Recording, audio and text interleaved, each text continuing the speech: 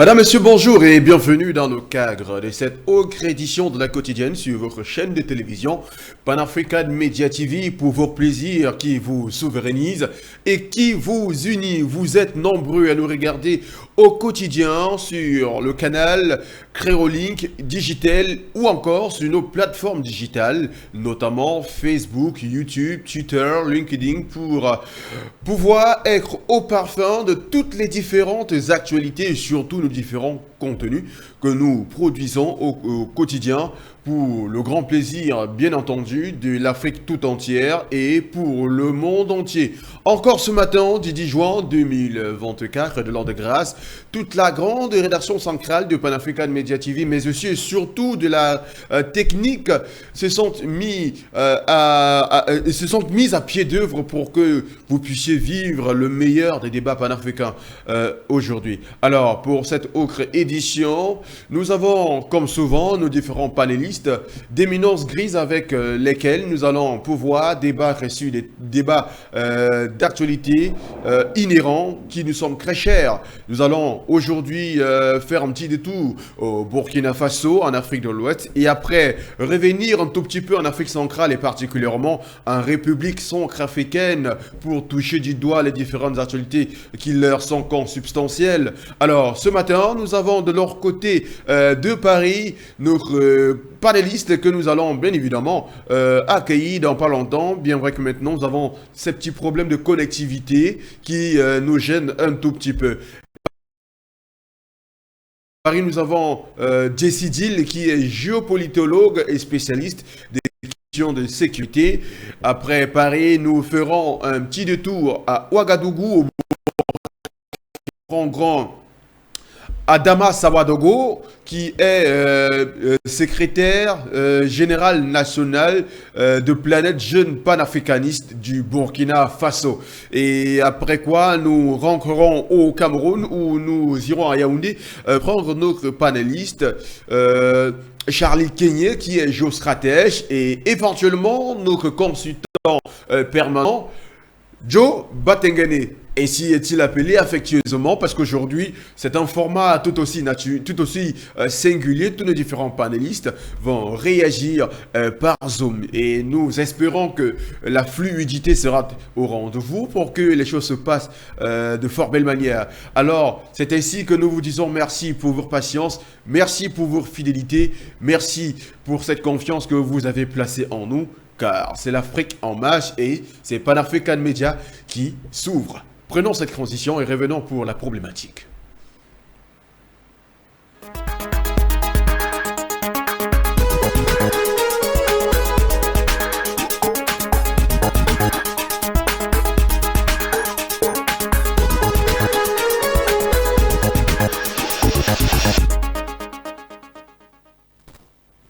Une fois de plus, bonjour, madame, monsieur, vous êtes nombreux à nous regarder en ce moment, cette matinale, bien entendu. Vous êtes levé de très bon pied et vous êtes assis devant vos différents téléviseurs, devant votre petit écran, pour vivre ce débat panafricain du 10 juin 2024.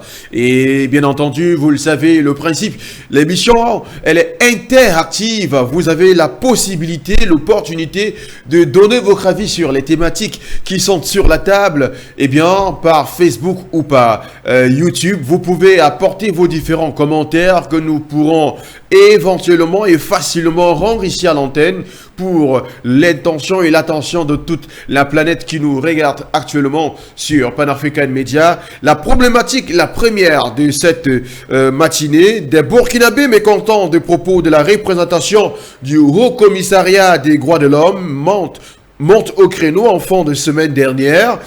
Ils étaient plusieurs centaines réunis au sein de la coordination nationale des associations de veille citoyenne devant l'immeuble abritant les services des Nations Unies à Ouagadougou, dont le Haut Commissariat des droits de l'homme, vendredi 7 juin 2024.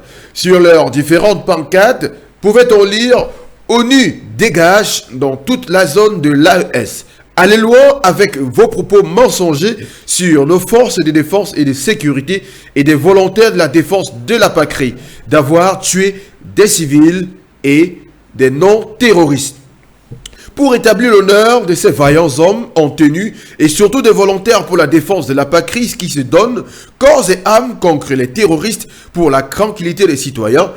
Il était de bon ton pour ces manifestants de faire entendre leur voix publiquement, de manière non seulement à marquer leur désapprobation des propos désobligeants et mensongers de l'ONU, mais surtout de leur dire qu'il est temps qu'elles s'en aillent et laissent les forces de défense et de sécurité et les volontaires pour la défense de la patrie faire leur travail sereinement. Dans le même temps, les activistes n'ont pas manqué de dire que l'ONU doit également partir de l'Alliance des États du Sahel.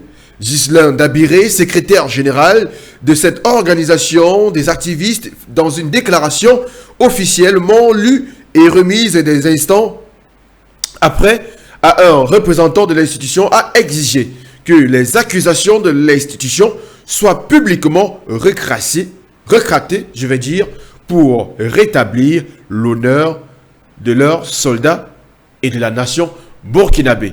Madame, Monsieur, voici ainsi dévoilé le premier fil d'Ariane de cette édition de la matinale du 10 juin 2024 que vous regardez partout en Afrique et à travers le monde entier. Respirons et ouvrons le débat.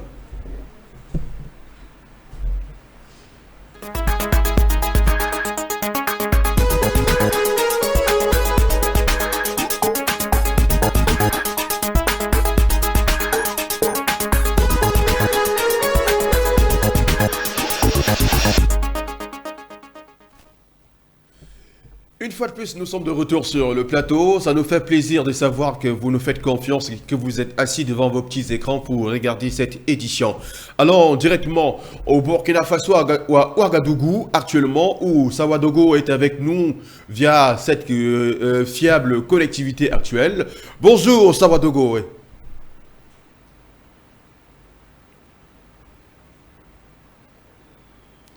Sawadogo nous entend?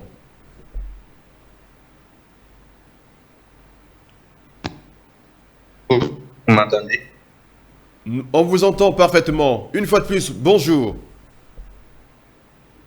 Oui, bonjour Pan-African Media. Bonjour à tous les auditeurs et toutes les auditrices. Vous allez m'excuser, j'ai pas un bon angle de vue, mais j'espère quand même que je pourrai faire. Bonjour au grand frère Jonathan Batengene et bonjour à tous les autres.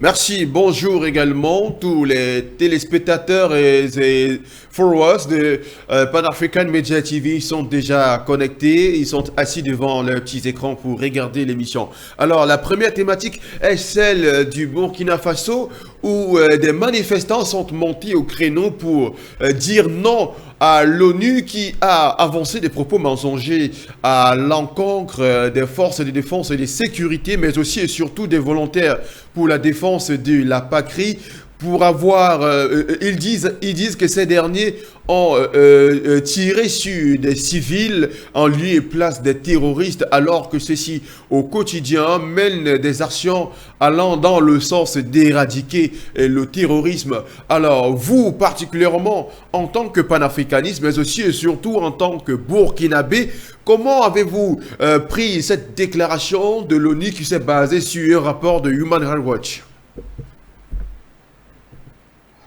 Alors, effectivement, au Burkina, ici, nous avons été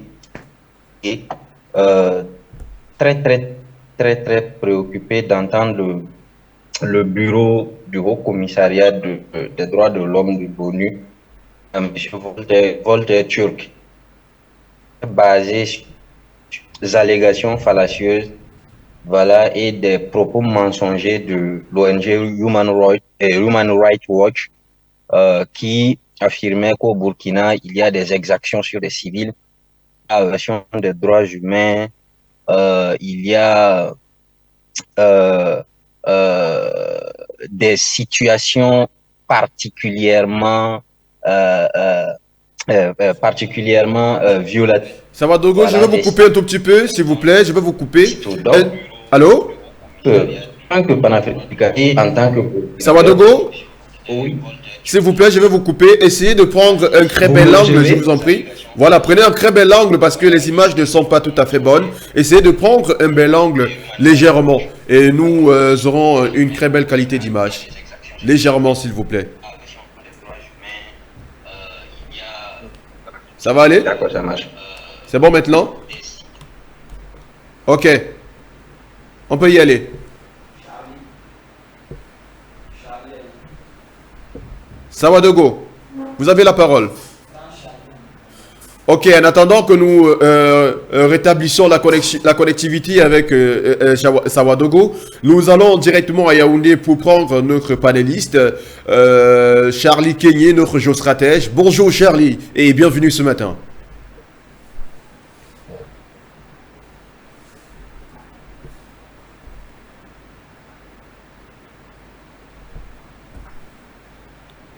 Jusque-là, c'est pas évident avec Charlie. La régie nous rassure qu'avec Charlie, ça va aller. Oui, je vous suis. Je vous suis, c'est bon. Ok, super. Bonjour Charlie et bienvenue ce matin sur la matinale de la quotidienne. Bonjour Abdoulaye Raban, bonjour à mes à nous téléspectateurs, sans oublier justement tous ces millions de personnes là qui nous suivent sur nos différentes plateformes digitales. Super. Alors que vous arriviez, nous posions déjà cette question à notre panéliste, Adama Sawadogo, à Ouagadougou actuellement. Il y a qu'en fin de semaine dernière, des manifestants sont montés au créneau pour dénoncer les propos mensongers de l'ONU qui accuse les forces de défense et de sécurité burkinabé, mais aussi et surtout des volontaires pour la défense de la patrie, d'avoir perpétré des exactions sur des civils alors qu'ils sont sur le terrain depuis plusieurs mois déjà pour combattre le terrorisme. Alors, comment analysez-vous ces propos de l'ONU qui se basent sur des rapports qui leur sont fournis par Human Rights Watch? Et déjà, ce qui est important de rappeler dans cette histoire, c'est que nous sommes là dans un cas typique de géopolitique. Je voudrais déjà, avant le début de mes propos, nous rappeler que la plupart des rapports qui sont commis par les ONG ont une portée géopolitique. Je vais retirer à l'esprit le fait que la plupart de ces ONG sont financées par une seule et même personne, à la personne du multimilliardaire américain répondant au nom de George Soros. Et pour ceux qui savent qui est George Soros, il faut comprendre qu'il finance les ONG. C'est un réseau contrôlé justement par des idéologues américains, par justement des think tanks contrôlés l'idéologie démocrate américaine, précisément la NDW, la National Democratic Endowment, qui est comme de la CIA. Oui. À cet instant, il faut vraiment comprendre que la plupart de ces ONG, comme je le disais tout à l'heure, généralement servent de caution morale à travers leur rapport pour implémenter des agendas cachés contre nos États. Puisque les rapports qui sont généralement commis par ces ONG, qui sont des rapports à charge, parce que je vous ai dit tout à l'heure, ce sont des rapports dont ceux-là qui financent ces ONG commandent dans l'intention justement d'implémenter des agendas cachés contre nos États.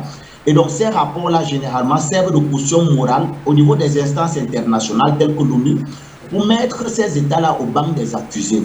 Non pas dans l'optique de vraisemblablement œuvrer pour la vérité et donc pour le respect du droit international, des droits de l'homme, comme eux, ils aiment bien le rappeler, mais beaucoup plus pour simplement mettre ces États une forme de pression par rapport à des vérités qui se détacheraient justement de ce qu'eux, ils veulent, à savoir un ordre mondial.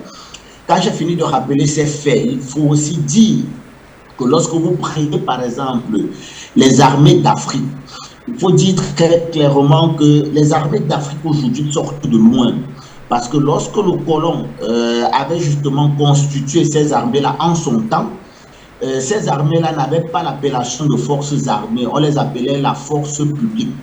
Et le rôle de la force publique n'était pas de répondre aux menaces intérieures ou extérieures qui justement se trouvaient comme étant des dangers pour la survie de nos États. Non. Le rôle de la force publique était de mater tout mouvement d'émancipation qui pouvait naître à l'intérieur de nos États. C'est dans ce carcan-là, justement, que bon nombre de nos nationalistes, nos pères fondateurs ont été éliminés par le colon.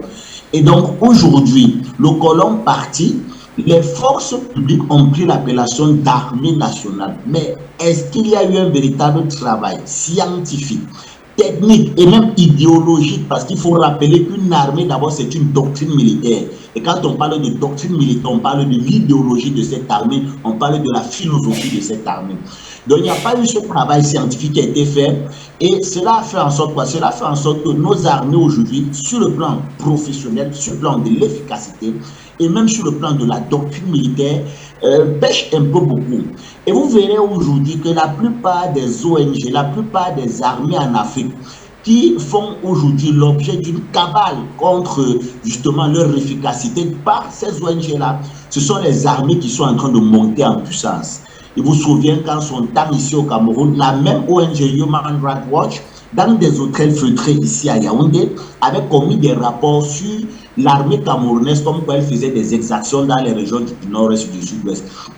Et pour ceux qui ne nous comprennent pas, je rappelle que ces ONG-là n'avaient pas commis ces rapports sur la base des éléments d'enquête, sur la base justement d'un certain nombre de collectes d'informations sur le terrain, Oui. sur la base, c'est-à-dire dans les canaux justement qui encadrent l'émission de pareils rapports. Mais non, cette ONG avait commis ce rapport sur la base d'un certain nombre de déclarations de forces terroristes sécessionnistes qu'elle avait contactées sur le terrain et qui leur ont dit que voilà ce que l'armée camerounaise fait. Comprenez? C'est-à-dire qu'en réalité, leur source d'information, loin du respect justement de la méthodologie qui encadre la commission, qui encadre justement l'émission de pareils rapports, elle s'est simplement basée sur des déclarations faites par des personnes aujourd'hui qui se trouvent être des terroristes sur le territoire camerounais.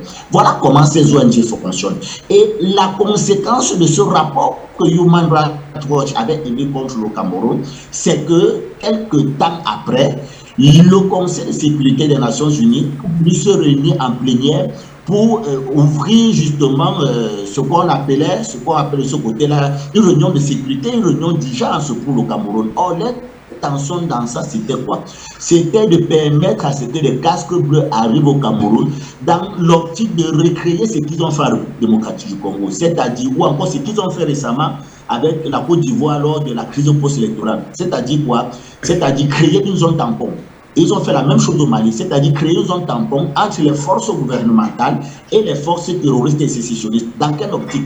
Dans l'optique de permettre aux forces terroristes et sécessionnistes de monter en puissance et de pouvoir autonomiser la région querellée. Pourquoi? Parce que vous verrez que la plupart des régions querellées, ce sont des régions immensément riches. C'est pourquoi je vous ai parlé d'un agenda caché. Oui. Donc, pour revenir à la situation au Burkina Faso, ce qu'il faut comprendre par rapport à l'explication que je venais de dire, Oui. c'est qu'à chaque fois une armée africaine monte en puissance, immédiatement elle devient la cible de ces ONG. Le Cameroun l'a été également et par la suite avec la crise qui a commencé dans les régions du nord-est et du sud-ouest en 2016. Mais vous verrez que lorsque le Cameroun initie ce qu'on appelle la restructuration de ses forces armées avec l'interarmisation en 2001, elle commence à faire l'objet d'une cabale. La République centrafricaine aujourd'hui, vous avez remarqué que depuis que les FACA, les forces armées centrafricaines, sont en train de se restructurer, de se moderniser, avec l'appui stratégique de leur allié russe, vous voyez que les forces centrafricaines sont en train de faire l'objet d'une cabale par ces ONG-là. Et c'est cette même cabale aujourd'hui qu'on observe avec les États de l'AES. Le Burkina aujourd'hui paie en réalité la montée en puissance, la restructuration, voire le professionnalisme de ses forces armées. Parce que ce que l'Occident ne veut surtout pas, très rapidement, ce sont des armées fortes. Permettez, ce sont des armées fortes. Ce que j'ai dit est important. Oui. Nous sommes sur une mission à caractère didactique et pédagogique. Permettez que je termine. Ce sont des armées fortes. Alors vous verrez qu'à chaque fois, parce que ce que le Burkina Faso vit aujourd'hui, le Mali est en train de le vivre, le Niger le vit, c'est vraiment parce que ces armées-là sont en train s'autonomiser, de se restructurer, de se moderniser. Ce que l'Occident n'aime pas. Parce qu'une armée forte, c'est également un État fort. Un État fort, ça veut dire qu'il devient difficile justement d'implémenter un certain nombre d'opérations clandestines, d'opérations secrètes sur cet État-là. Et ça, l'Occident ne peut l'accepter. C'est la raison pour laquelle vous voyez ce rapport qui a été commis contre l'armée burkinabé, qui en réalité manifeste quoi, qui en réalité simplement traduit la volonté d'ingérence des puissances occidentales, des puissances impérialistes dans le jeu politique burkinabé. Oui. Je tiens à rappeler qu'il y a au niveau de la Charte des Nations Unies ces articles qui consacrent la non-ingérence dans les affaires internes des États. Et quand vous voyez ces ONG monter une cabale contre un État, sachez que nous sommes dans l'implémentation d'un agenda, d'un plan secret contre ce pays, qui concourt à quoi? Qui concourt simplement à vouloir s'ingérer dans les affaires internes de ce pays-là, soit par des mécanismes ou alors par des méthodes clandestines, soit de façon directe. Et quand je parle, c'est une science, c'est une technologie qui a été codifiée par le Conseil de sécurité de l'ONU et qui s'appuie sur la Déclaration universelle des droits de l'homme de 1948. Qui dans l'un de ces articles dit que s'il est impossible pour un État d'assurer la sécurité de ses citoyens, il est possible de se substituer à cet État pour assurer cette dite sécurité. Simplement pour dire quoi? Simplement pour dire que si il est justifié, ce qui ne sera jamais le cas, devant certaines instances internationales que le Burkina Faso aujourd'hui est en train de tirer sur sa population, comme le précise ce rapport-là, en réalité, l'ONG justement, les puissances internationales à travers le Conseil de sécurité peuvent activer cet article de la Déclaration universelle des droits de l'homme et justifier une intervention militaire au Burkina Faso simplement dans l'optique de freiner le développement de ce pays, de freiner l'avancée de ce pays-là. Et c'est un peu ça le schéma qui se trouve derrière de pareilles méthodes. Il faut faire très attention parce que tout cela concourt à ce que moi j'appelle la propagande de guerre, qui est une technique, qui est une science qui a été très bien développée au milieu du XVIIIe siècle, du XIXe siècle, qui concourt à quoi? Qui concourt simplement autour de trois grands axes, à savoir, premièrement, il faut diaboliser l'adversaire. Vous voyez que c'est ce qu'on est en train de faire avec le Burkina Faso. On diabolise le Burkina Faso, on diabolise l'armée burkinabé. Deuxième élément, on inverse le rapport agresseur-agressé. On veut faire comprendre que l'armée agresse les populations alors que c'est tout le contraire. C'est l'armée qui est agressée par des entités terroristes qui sont armées et financées par l'Occident impérialiste. D'accord. Le troisième élément, c'est le débat. On veut nous faire comprendre à travers la propagande des médias que non, c'est la réalité qui se passe du côté du Burkina Faso ou que c'est faux. Et donc aujourd'hui, il est impératif de sortir de ce piège-là pour bien analyser le problème dans le fond. D'accord, nous allons directement de l'autre côté de Ouagadougou. Tout à l'heure, nous avons été coupés de Sawadogo. La régie nous rassure qu'elle n'est pas encore là. Alors, nous prenons cette fois-ci, si la régie nous le permet, bien évidemment, Jonathan Batengene qui nous suit particulièrement, pas encore. En attendant qu'il puisse rétablir à travers que la connectivité puisse être rétablie, nous allons prendre ce premier morceau choisi par la rédaction centrale de Pan-African Media TV pour vivre de fond en comble l'émotion ou encore la mobilisation des Burkinabés à l'encontre de l'ONU qui a avancé des propos désobligeants mais aussi et surtout mensongers à l'endroit des vaillants forces de défense et de sécurité mais aussi des volontaires pour la défense de la patrie à Ouagadougou alors qu'ils mènent des opérations au quotidien dans l'optique de rétablir la tranquillité et la sérénité au sein des populations.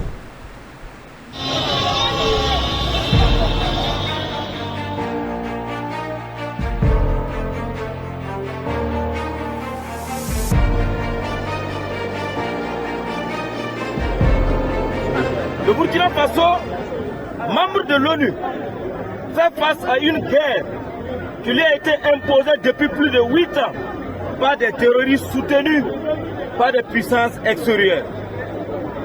Durant cette longue traversée du désert, le peuple burkinabé a attendu anxieusement la main secourable de cette grande organisation de défense des droits des peuples qu'est l'ONU. Mais l'attente fut vaine. C'est donc avec surprise et indignation que nous apprenons ces accusations formulées par l'Organisation des Nations Unies à l'encontre de nos vaillants soldats burkinabés, les accusant de massacrer des civils. Ces allégations gravissimes sont non seulement injustes, mais aussi profondément blessantes pour ceux qui risquent leur vie quotidiennement pour protéger leur population. Monsieur le haut-commissaire, notre armée est composée de soldats consciencieux qui ont démontré leur professionnalisme dans plusieurs missions onusiennes à travers le monde. Comment osent-on les accuser de massacrer leurs propres frères et sœurs qu'ils sont en train de protéger comme la prunelle de leurs yeux?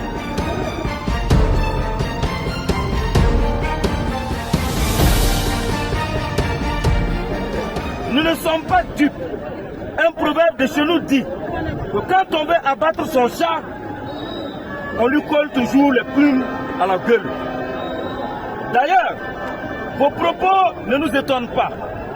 L'histoire récente nous montre que ce sont des alibis analogues qui ont été utilisés pour commettre ces insoutenables exactions en Côte d'Ivoire, en Syrie, en Libye, en Irak, au Congo et même au Rwanda sur les Tutsis.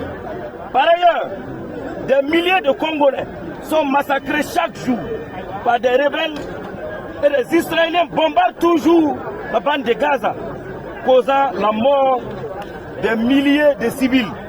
Mais ni l'ONU, ni aucune autre organisation ne pipe mot. Apparemment, la pression des bailleurs de fonds lui impose un silence radio. Cette disparité dans le traitement des conflits remet en question l'impartialité de l'objectivité de l'ONU.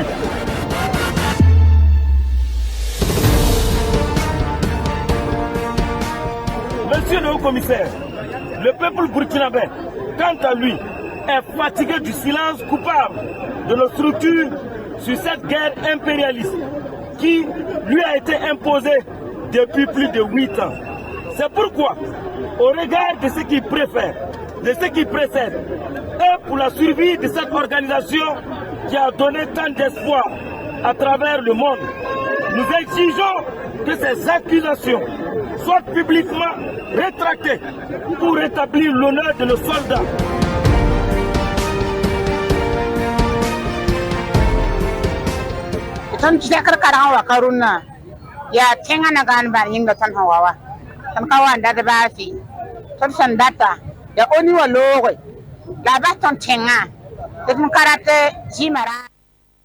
De retour sur le plateau, chers téléspectateurs, vous et nous avons regardé avec une attention particulière ce morceau choisi qui a été proposé par la grande rédaction centrale de Pan-African Media TV relatif aux manifestations qui ont eu lieu en fin de semaine dernière au Burkina Faso.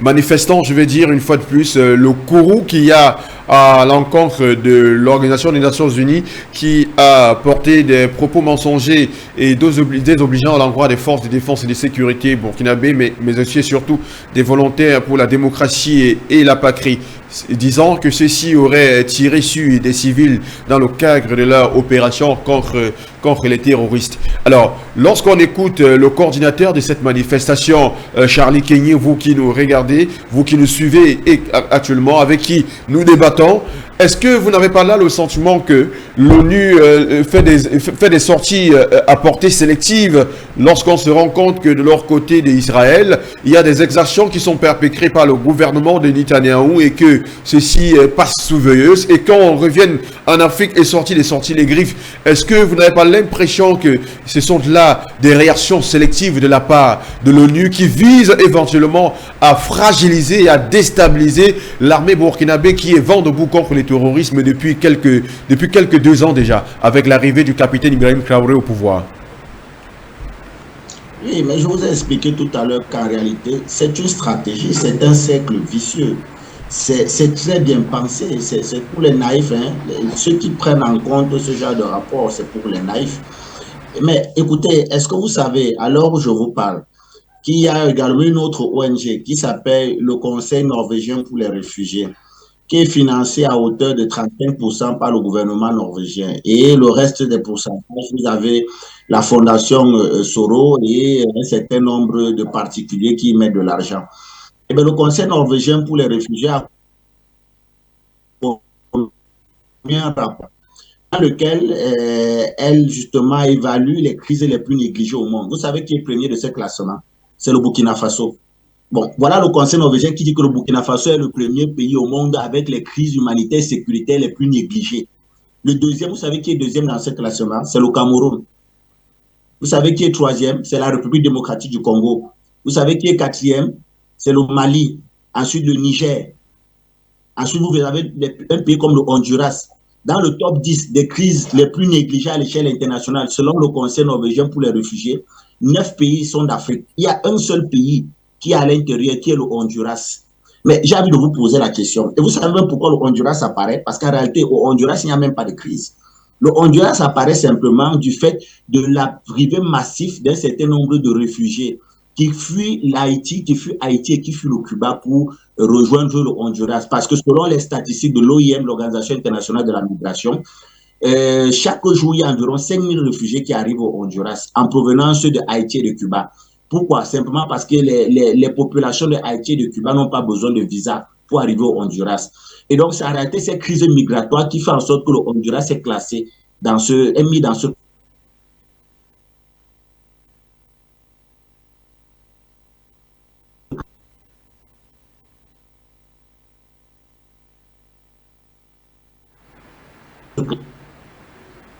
Apparemment, nous avons ce souci de connexion une fois de plus. Oh là là. On va poursuivre et revenir dans quelques instants vers Charlie lorsque la connexion sera rétablie. Charlie est avec nous?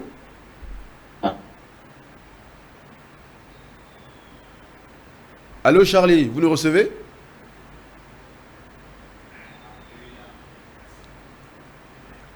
Alors, en attendant que la connexion soit rétablie, je vais demander cette fois-ci à la régie de nous proposer cette autre rubrique de notre émission La Quotidienne, Zoom Actu.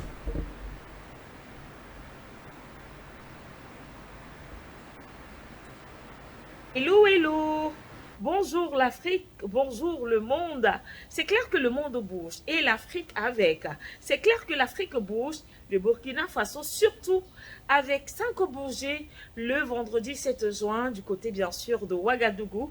C'est la capitale du pays des hommes intègres. C'est bien évidemment la capitale de ce magnifique pays membre de l'AES, membre du Liptako Gourma. Et donc, ça a véritablement bougé de ce côté-là. C'était une grogne positive qui a donc eu, on va le dire, pour point de chute et de départ les locaux de l'ONU, du côté bien sûr de Ouagadougou, donc devant la direction de l'ONU qui appartient à l'Organisation des Nations Unies. Ils sont venus de tous les bords de la capitale et je parie même qu'il y en a qui sont partis de Bobo Dioulasso pour justement prendre part à ce grand rendez-vous de manifestation pour dénoncer justement les fausses accusations portées contre l'armée et les VDP par l'Organisation des Nations Unies, qui accuse l'armée et les VDP d'être à l'origine justement des exactions commises ça et là sur les populations burkinabées. C'est-à-dire, moi-même, quand j'ai suivi cette information, cette actualité, je me suis dit, les VDP, les volontaires là, donc ils sont volontaires pour tuer encore les populations. Donc l'armée, les forces de défense, qui tous les jours nous donnent des bilans, comment ils ont ratissé large, comment est-ce qu'ils ont capturé des rebelles. Donc ce sont ces mêmes, selon l'ONU, selon l'ONU, je préfère le dire, Organisation des Nations Unies. Donc c'est cette armée-là qui commet des exactions sur les civils. Adama, on peut faire ça. On peut sortir gros mensonges comme ça. Alors, les populations burkinabées qui vivent au Burkina Faso sont sorties pour dire stop, ONU, arrête. Il y en a assez de vos mensonges. Ils ont manifesté devant les locaux de cette organisation mensonge. C'était donc vendredi 7 juin. Ce qui est beau, ce qui était beau à voir, l'architecture de la marche, des pancartes, et bien sûr en scandant ONU, dégage, abat l'ONU, ONU, va-t'en, ONU, ici c'est le Burkina Faso, ici ce n'est pas l'Organisation des Nations Unies, ici c'est la terre de nos ancêtres, ONU, dégage. Voilà ce qu'on pouvait lire sur les pancartes. Et bien évidemment, Au même titre que vous lisez ça sur les pancartes, c'était l'hymne d'hier, vendredi 7 juin, de ce côté-là, devant les locaux, bien sûr, de l'Organisation des Nations Unies. Et justement, ces manifestants, pour vous dire, cher ONU, que les Africains suivent également l'actualité à l'extérieur. Ils vous disent, le temps que vous perdez à venir propager les fake news sur l'état sécuritaire du Burkina Faso, vous gagnerez mieux à faire la lumière sur ce que votre ami Benjamin Netanyahu fait. Israël, Palestine, faites la lumière sur ces affaires, ça vous dépasse. Vous venez vous déverser au Burkina Faso, en Afrique. Parce que selon vous, vous pensez toujours que l'Afrique est votre chasse gardée. Les mêmes populations que vous traitez de nègres, de zéro dans la tête là, vous ont demandé hier, le vendredi 7 juin, de faire la lumière sur la fameuse affaire de l'Ukraine. Faites la lumière dessus. Et moi, je vais ajouter que nous allons faire la lumière sur le fait que vous acceptez dans vos rangs un président qui est illégitime depuis le 20 mai 2024.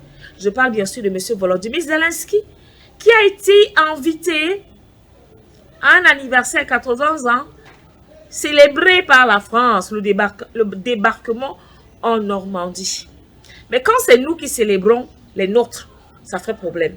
Quand ce sont nos chefs d'État dont les pseudo-mandats de transition arrivent à terme sans que les objectifs fixés ne soient atteints, vous leur demandez de dégager. Mais demandez aussi à Zelensky de partir. Allez faire la lumière là-bas avant de revenir ici chez nous en Afrique. Nous dicter ce que vous voulez. Je tiens à le rappeler. L'Afrique n'est la chasse gardée de personne. À un moment donné, il faudra qu'effectivement, cette ingérence dans nos affaires africaines cesse. Parce que vous avez tellement à faire. Voilà la Russie qui vous fait perdre le sommeil. Commencez par là avant de venir. On ne veut même plus que vous reveniez chez nous. La Russie vous donne, vous met au travail, comme on dit chez nous en Afrique. Sur ce, bravo au peuple burkinabé. Bravo. Un exemple à suivre.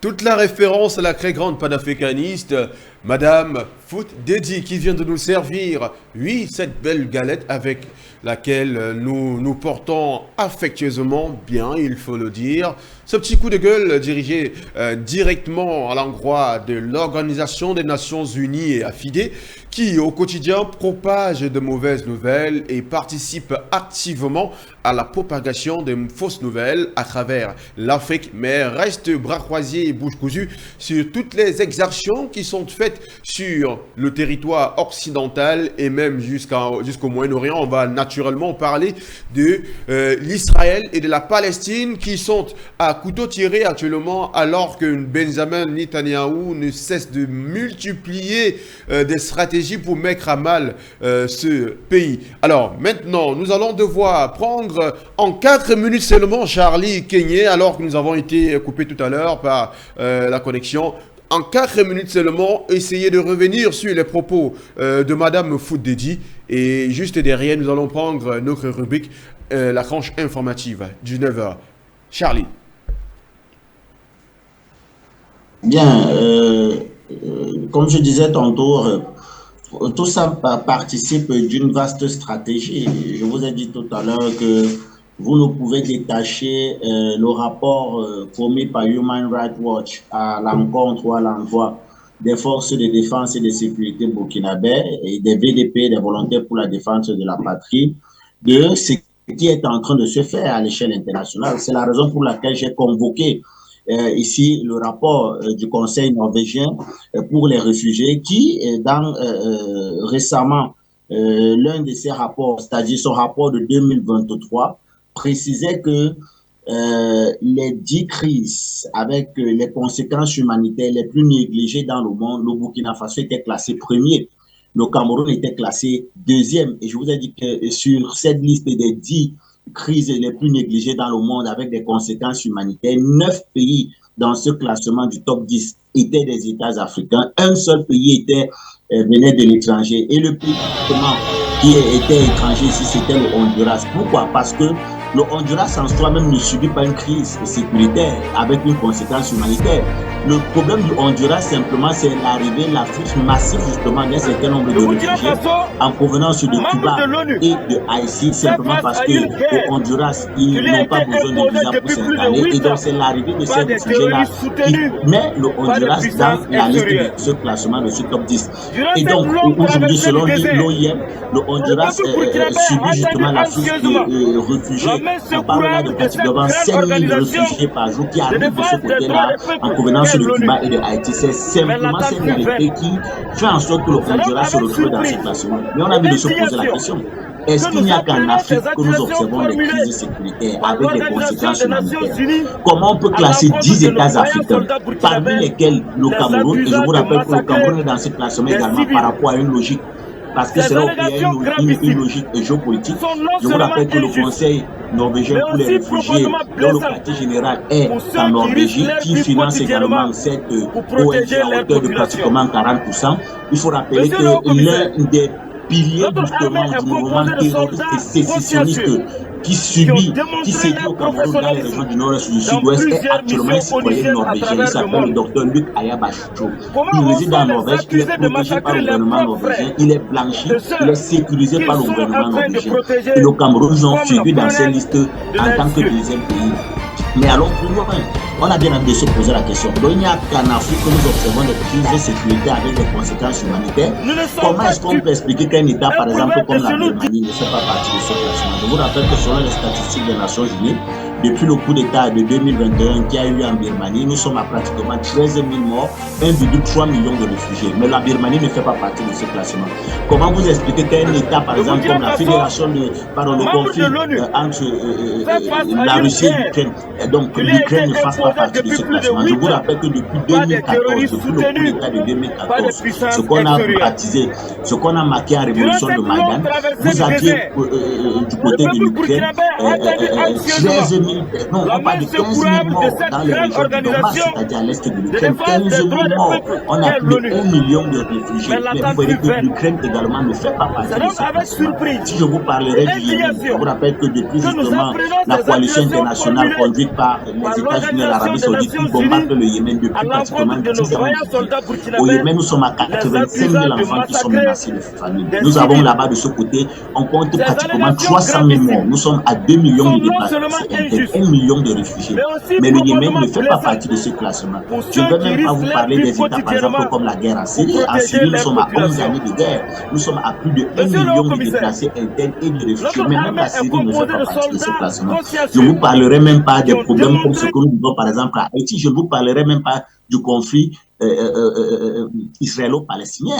Conflit israélo-palestinien, nous sommes à plus de 33 000 morts, parmi lesquels près de 16 000 femmes, 19 000 orphelins. Mais vous verrez que même ce conflit n'est pas classé dans les crises sécuritaires avec les conséquences humanitaires par ce rapport-là. Donc, ce n'est qu'en Afrique qu'on est fier de faire ce genre de rapport. C'est pourquoi je vous ai dit tout à l'heure que généralement, ces rapports ont une portée géopolitique et géostratégique qui obéit à des intérêts d'un groupuscule de personnes, de ceux-là justement qui n'entendent pas le fait que ces États-là sont en train de se détacher de leur contrôle. Et donc, on instrumentalise ces ONG-là pour commettre de pareils rapports qui vont servir justement de caution morale au niveau des instances internationales pour mettre ces pays devant le banc des accusés. C'est comme ça qu'il faut lire ces rapports-là, parce qu'en réalité, il n'y a vraisemblablement rien de concret à l'intérieur, simplement une volonté manifeste pour ces ONG qui sont financées par qui on sait de vraisemblablement bloquer le développement ou alors empêcher les pays-là de pouvoir affirmer une certaine souveraineté et au besoin, ces rapports-là sont utilisés comme moyen de pression pour contraindre nos pays à un certain nombre de volontés occidentales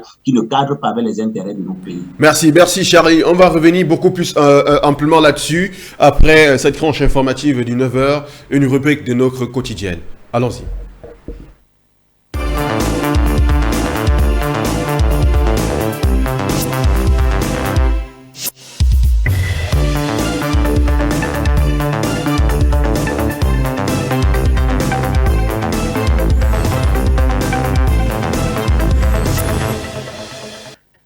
opération militaire États-Unis-Niger. Plus de 269 soldats américains sur 946 et plusieurs tonnes de matériel ont déjà quitté le Niger. Ceci ressort du communiqué signé par le chef d'état-major de l'armée de terre du Niger, le colonel Mahaman Sani Kiao, et le général de division Kenneth Ekman du ministère américain de la Défense. Un départ à bord d'un C-130 qui marque le début d'une série de plusieurs rotations de gros porteurs pour le rapatriement du personnel et du matériel conformément à l'accord du 19 mai 2024. Afin de permettre un retrait en bon ordre et en toute sécurité, une commission mixte de désengagement a été mise en place pour faciliter la coordination, précise le communiqué de vendredi. Selon cet accord de désengagement, des troupes américaines, le dernier soldat américain devrait être parti au plus tard le 15 septembre 2024. Au Ghana, pays de Kwame Nkrumah, des interruptions intempestives dans la fourniture d'électricité depuis déjà quelques années ne laissent pas la population indifférente. Les Ghanéens sont massivement sortis dans la rue. Selon les organisations de la société civile, cela ne peut plus durer. Les fréquentes coupures d'électricité ont gravement affecté la vie quotidienne. Les ménages ont dû faire face à des perturbations, les étudiants s'efforçant d'étudier dans l'obscurité et les services de santé compromis en raison du manque de fiabilité de l'électricité. L'agitation sociale s'est accrue à mesure que les gens perdaient confiance dans la capacité du gouvernement à résoudre le problème de manière efficace. Dans les rues d'Accra, les populations ont réclamé samedi la fin de coupures d'électricité au Ghana. Le problème d'électricité a eu d'importantes répercussions sociales, économiques et commerciales, en particulier entre 2015 et aujourd'hui.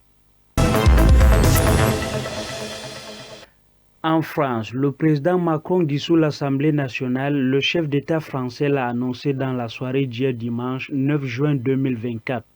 Cette dissolution intervient après la défaite de la liste, arrivée loin derrière celle du Rassemblement national aux élections européennes, selon les résultats provisoires. La liste du Rassemblement national est arrivée en tête du scrutin avec 31,5% de voix. Selon les premières estimations, elle devance de loin les listes Renaissance et PS Place de la République. Dans son discours, Emmanuel Macron déclare, je cite, « Je ne saurais donc, à l'issue de cette journée, faire comme si de rien n'était. » À cette situation s'ajoute une fièvre qui s'est emparée ces dernières années du début public et parlementaire dans notre pays. Une victoire écrasante du Rassemblement national qui donne de l'insomnie à Emmanuel Macron à l'Élysée. Il a annoncé le premier tour des nouvelles élections législatives qui se tiendra le 30 juin, suivi du second tour le 7 juillet prochain. Guerre à Gaza. Au moins 210 personnes ont été tuées par des frappes aériennes israéliennes dans le centre de Gaza samedi dernier, selon le gouvernement, alors que les opérations israéliennes s'intensifient dans la ceinture centrale de l'enclave. Al-Dakran a déclaré que les morts avaient tous été touchés par des tirs israéliens dans le camp du réfugié de Nizerat plus tôt dans la journée de samedi et que des dizaines d'autres personnes avaient été blessées. La plupart des morts sont arrivés à l'hôpital de martyrs d'Al-Aqsa, situé à proximité, bien que certains corps aient été laissés dans les rues. Un massacre de plus qui intervient au moment où Israël a déclaré samedi avoir libéré 4 otages qui avaient été enlevés lors d'une attaque menée par les Hamas le 7 octobre dernier dans le cadre de la plus grande opération de récupération d'otages depuis le début de la guerre avec le Hamas à Gaza.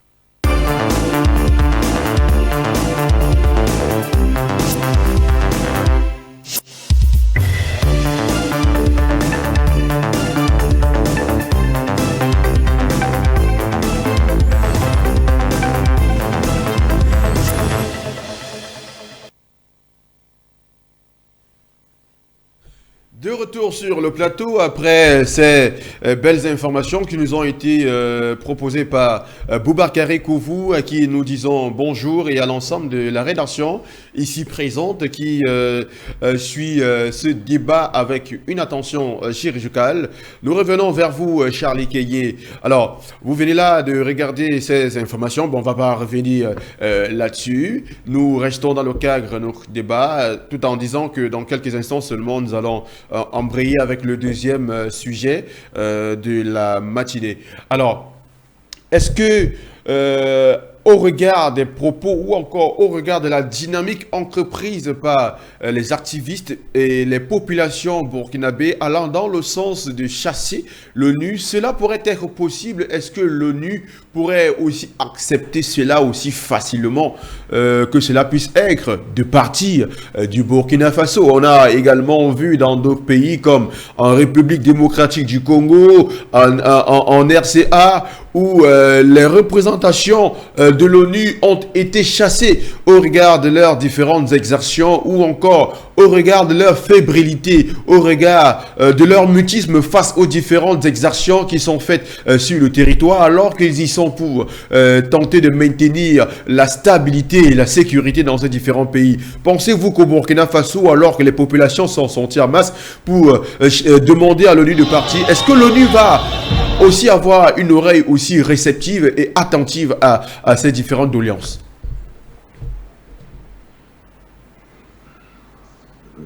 Logiquement, oui. Logiquement, oui, en ce sens où, vous savez, les peuples africains ont compris beaucoup de choses. Et je pense que si l'ONU a pu être chassée du Mali, je pense que l'ONU également peut être chassée de n'importe quel pays d'Afrique. Il faut tout aussi rappeler que cela ne sera que justice. Et l'ONU en soi-même, dans sa charte, consacre deux principes fondamentaux. Le premier, c'est le respect de la souveraineté des États.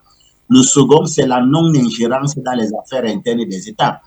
Et vous verrez qu'aujourd'hui, à travers justement ces rapports mensongers des ONG qui ont été repris, c'est-à-dire que l'ONU a redonné une caution morale à des rapports qui sont faux et archi-faux, à partir de ce moment, le gouvernement s'est ingéré dans les affaires internes d'un État.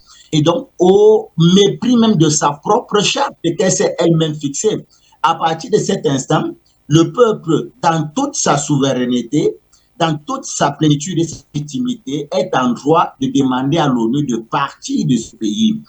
Et donc, si l'ONU veut rester en conformité avec elle-même, avec ses textes, ses règlements qu'elle s'est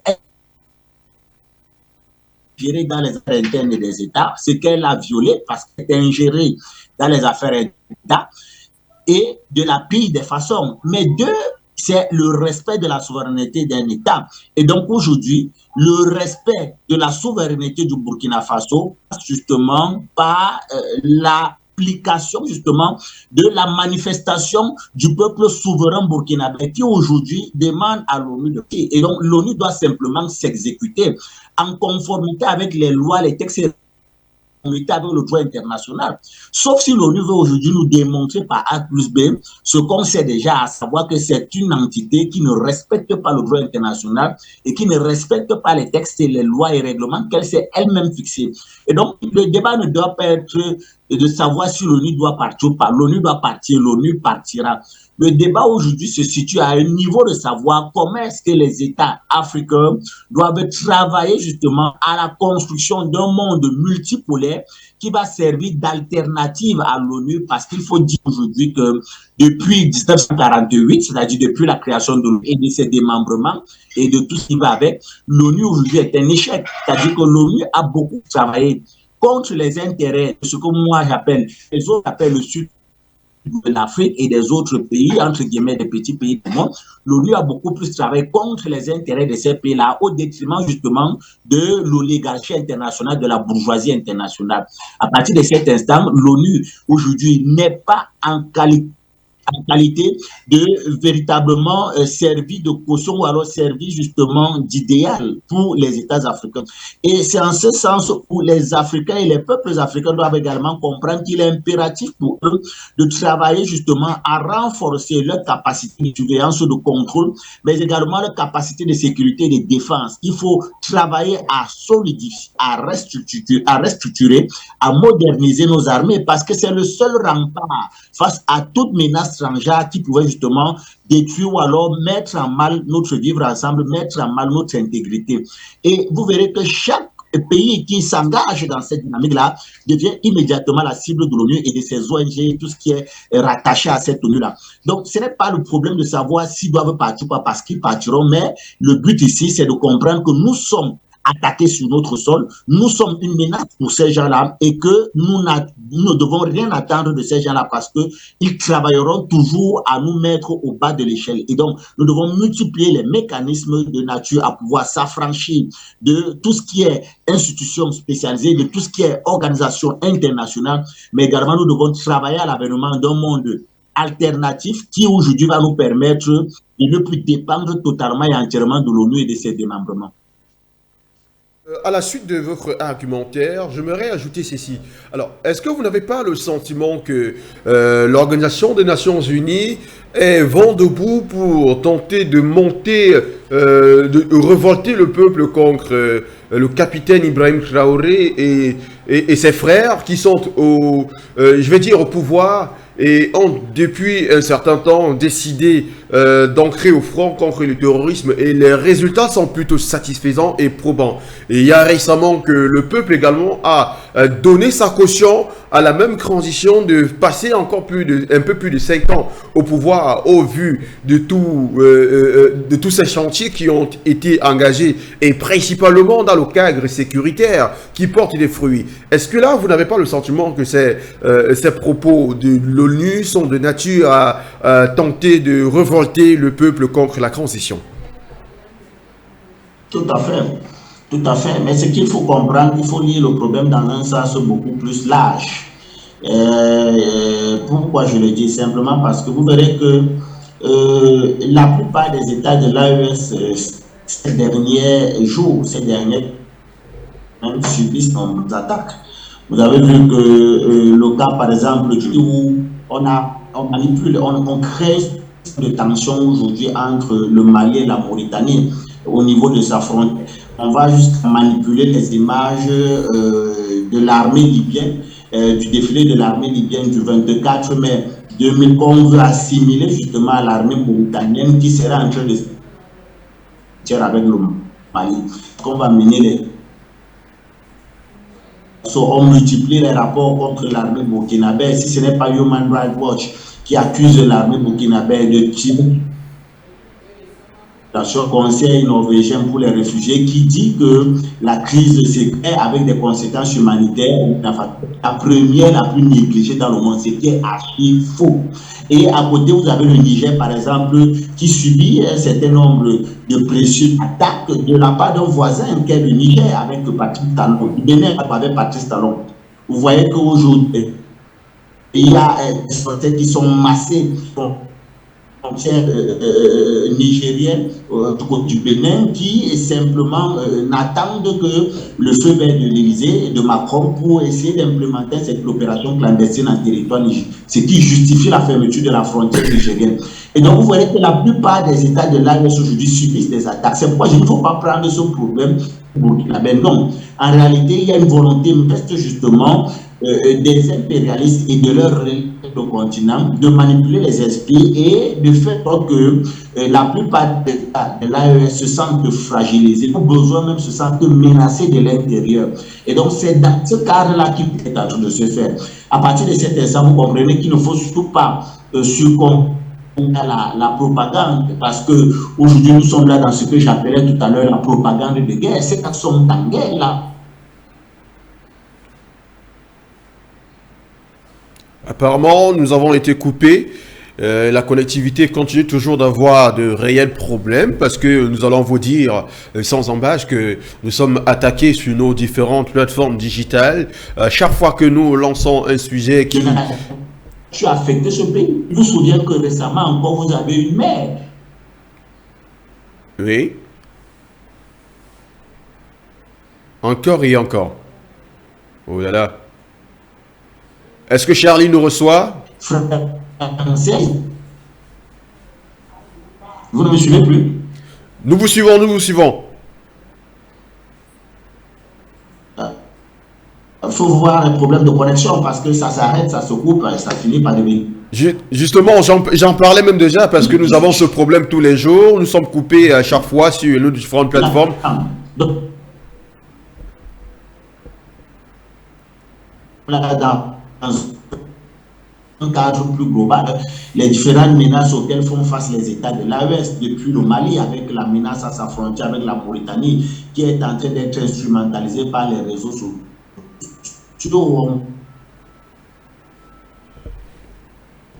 On veut faire croire qu'on est en train de se préparer à une guerre pour justement réaliser les objectifs des États, la lutte contre l'insécurité, le terrorisme. Burkina Faso subit un certain nombre de rapports contre son armée.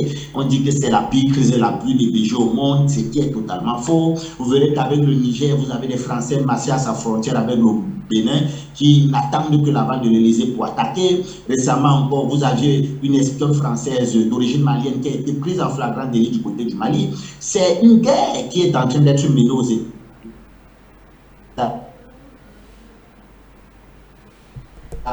d'Afrique. C'est une peine comprendre, c'est dans ce sens plus global de comprendre qu'également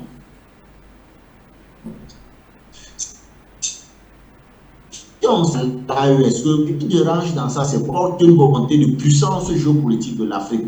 Porte aujourd'hui chaque fois que vous verrez une attaque contre le Burkina, le Mali ou le Niger, sachez très immédiatement que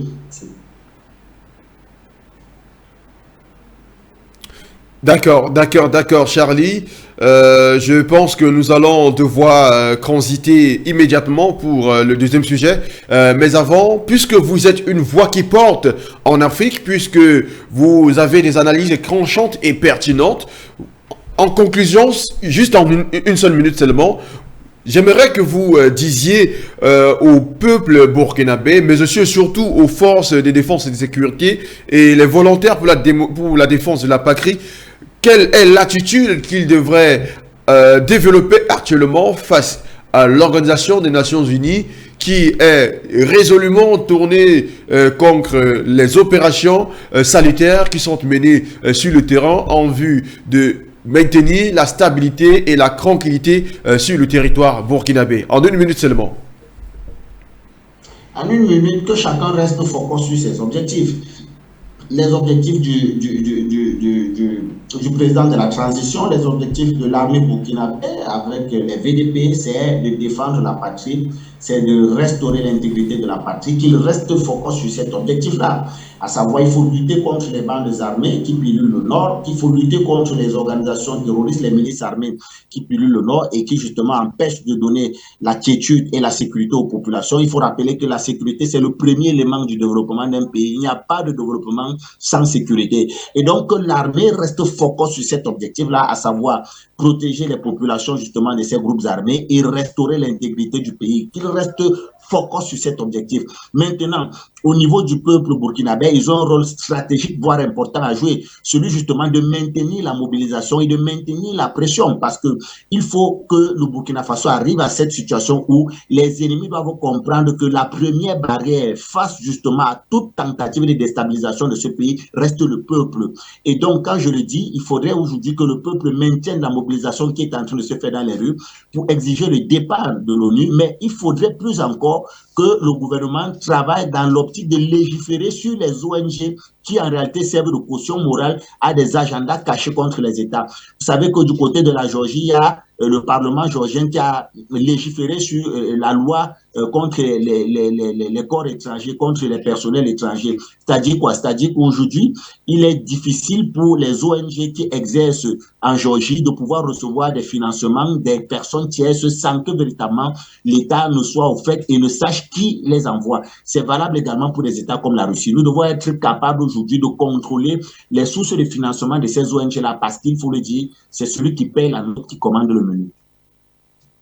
pour cette analyse, pour ce premier sujet que nous fermons actuellement pour ouvrir un autre, mais tout juste derrière cette transition.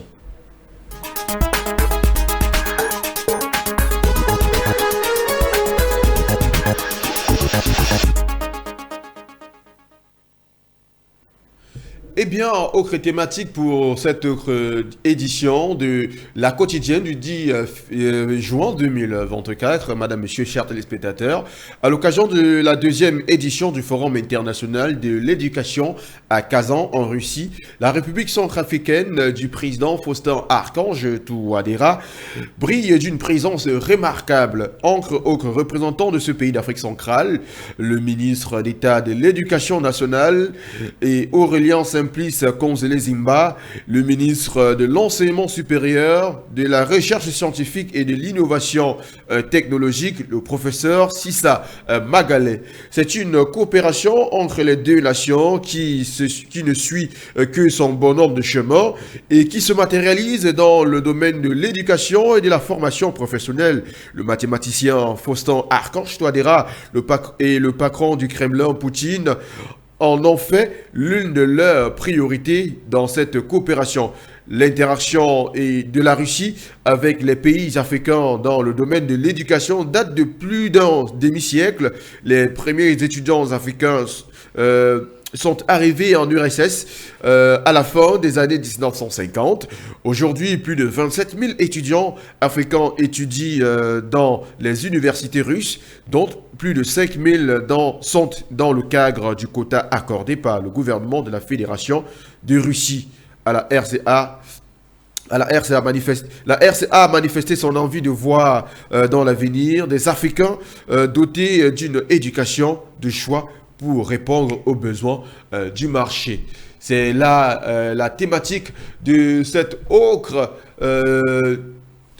partie de la deuxième dorsale, bien évidemment, de cette édition de la quotidienne sur Pan-African Media TV. Avant d'ouvrir une fois de plus les échanges, nous vous prions de respirer encore un peu et on revient tout juste derrière.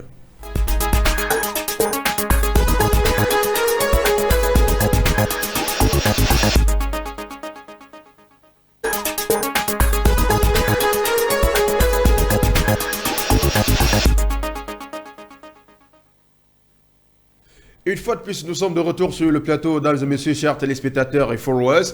Vous le savez, l'émission, elle est interactive. Vous qui nous suivez actuellement sur YouTube et sur Facebook, vous avez la possibilité de nous envoyer vos différents messages. Ou vous autres qui pouvez appeler par Skype, nous allons, avec la collaboration de la régie, prendre votre appel pour que vous apportiez votre contribution. Vous également pouvez envoyer vos différents messages via WhatsApp et via Facebook et YouTube pour apporter votre contribution par rapport à la thématique qui est sur la table. Alors nous revenons vers vous, Charlie Kenyé, notre géostratège de ce plateau aujourd'hui, puisque nous allons également rappeler que la connectivité avec nos différents panélistes n'a pas été évidente ce matin, raison pour laquelle nous sommes restés avec celui dont la connexion nous a permis, Charlie Kenyé, dont nous nous régalons de ses très belles analyses, de ses commentaires et de ses décryptages. Alors, Charlie, nous sommes là rendus à la deuxième édition du Forum international de l'éducation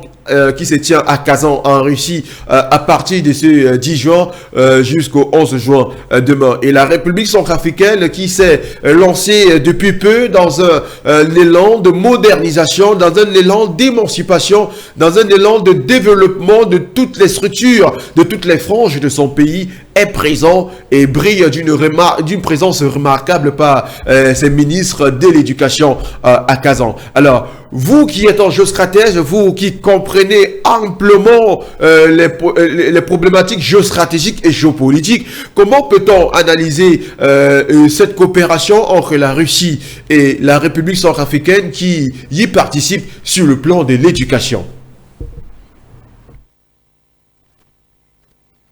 Bien, ce qui est important déjà de rappeler, c'est que la République centrafricaine, c'est un pays qui sort de loin. C'est-à-dire que c'est un pays qui a connu pratiquement 10 années d'arrêt, voire même 20 années d'arrêt, dans le cadre de la formation de l'élite intellectuelle de ce pays-là. Vous verrez que aujourd'hui, ceux qui exercent beaucoup plus de ce côté-là sont ceux qui ont quitté le pays et qui se sont formés au niveau des États voisins. Cela était dû justement à la crise sociopolitique qui a secoué ce pays. C'est depuis pratiquement les années d'indépendance, après le renversement de Bokassa. Et donc, aujourd'hui, c'est un pays qui est en train de se refaire, qui est en train de se reconstruire. Et donc, fort justement de la qualité de la coopération militaire avec la Fédération de Russie, le gouvernement centrafricain, par l'entremise justement de son président, le professeur Faustin Archange Touadéra, et de son premier ministre, le professeur Félix Mouloua, ont jugé utile également d'élargir la coopération avec la Fédération de Russie dans d'autres domaines. On parle là du domaine économique, on parle là du domaine scientifique, du domaine de l'éducation, on parle également des infrastructures, on parle également du nucléaire. Et donc, ce qu'il faut comprendre aujourd'hui, c'est que quand vous prenez tous ces différents éléments, que ce soit l'économie, que ce soit l'infrastructure, que ce soit le nucléaire, que ce soit ce que je rappelais tout à l'heure, l'éducation, il faut obligatoirement former l'élite parce que pour faire de l'économie, il faut déjà penser l'économie. L'économie se pense avant de se pratiquer. Si vous voulez développer les infrastructures chez vous, il faut des ingénieurs. Si vous voulez justement renforcer votre tissu éducatif, il vous faut justement former l'élite qui va pouvoir former la jeunesse.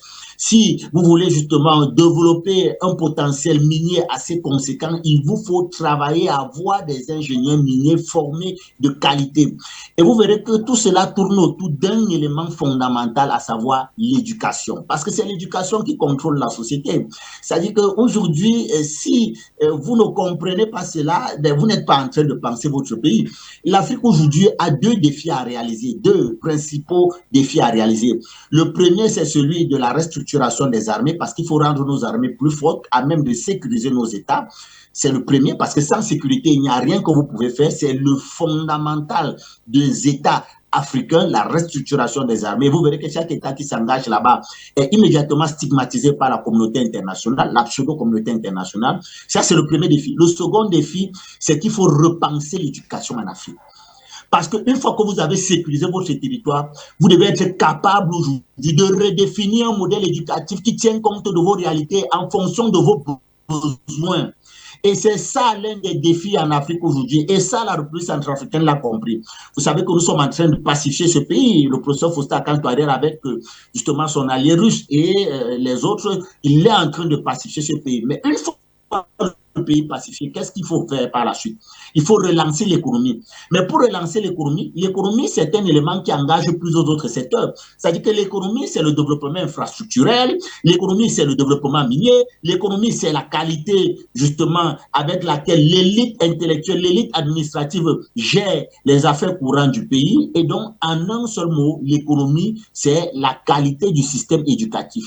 Et donc, c'est par rapport à cette réalité que les autorités gouvernementaux du côté de la République centrafricaine ont jugé utile d'élargir leur coopération avec la Fédération de Russie en intégrant justement le pan de l'éducation. Et dans ce sens, il est important de rappeler que la Russie aujourd'hui possède ou détient l'un des meilleurs systèmes éducatifs au monde. Comment est-ce qu'on évalue la qualité d'un système éducatif? On évalue la qualité d'un système éducatif dans sa capacité à pouvoir répondre aux besoins de son environnement. C'est-à-dire qu'aujourd'hui, pour ceux qui ne savent pas, la Russie est le pays au monde qui produit le plus d'ingénieurs. C'est-à-dire que chaque année, vous avez au moins 1 million d'ingénieurs qui sortent des écoles russes. Et c'est cette qualité-là aujourd'hui qui fait de la Russie un État prépondérant avec lequel la République centrafricaine estime qu'il est possible de travailler, parce que la République centrafricaine, c'est un pays qui est en plein essor, c'est un pays à reconstruire.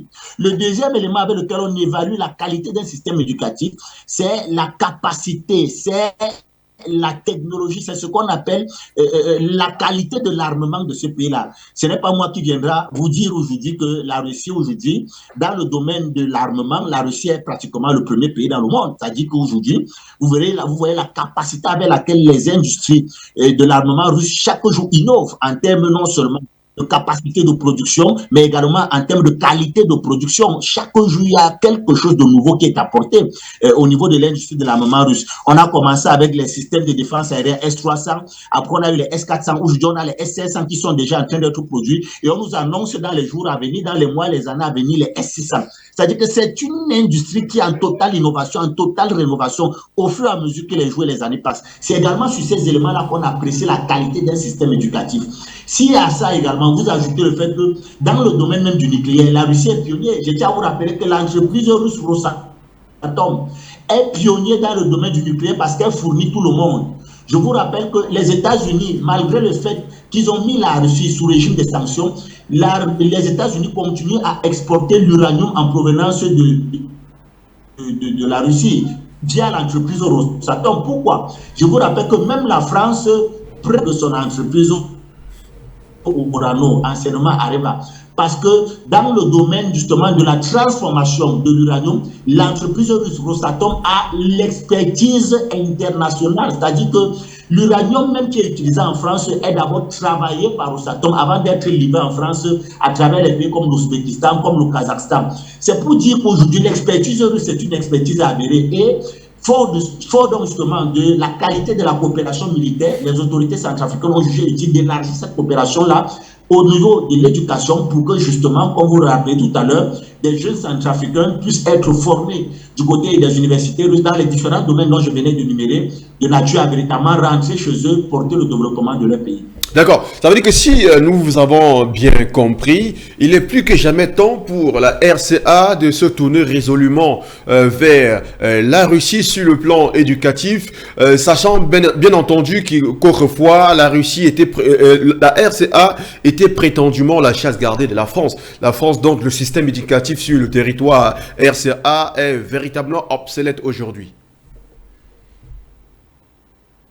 Bien sûr. Vous savez, la réalité de la République centrafricaine, c'est pratiquement la réalité de tous les États d'Afrique.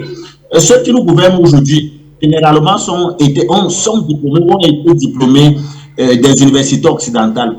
C'est la raison pour laquelle vous verrez que quand vous observez tout ce que nous avons comme leadership en Afrique, où est-ce qu'ils sont formés? Ils ont été formés en Occident. Et quand vous voyez la manière dont avec laquelle ils gèrent nos États, est-ce que vous avez l'impression que vraisemblablement ils ont été formés à quelque chose? Ils ont été formés à tout, sauf véritablement de leur pays.